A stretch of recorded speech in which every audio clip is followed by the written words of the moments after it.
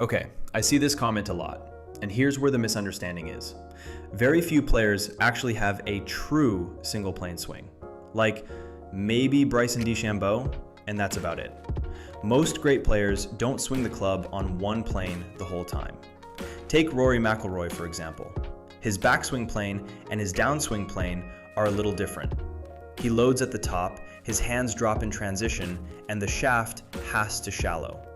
So because his hands are lower in the downswing, the plane has to be more shallow to still be on plane.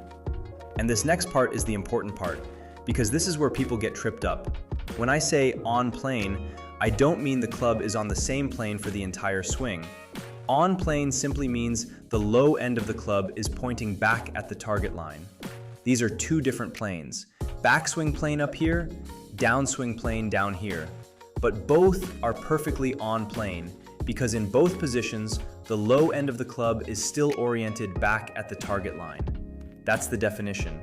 The planes change, but they intersect at the same place, and that intersection is the target line.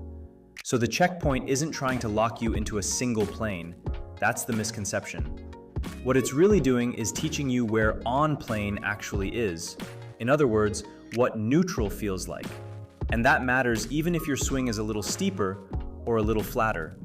Because if you don't know what neutral feels like, meaning the club pointed at the target line, you don't really know what you're adjusting from. You can still have your swing. You can still load it how you want. You can still shallow it how you want.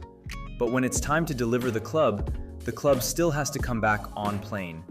And on plane means the low end of the club is pointing at the target line.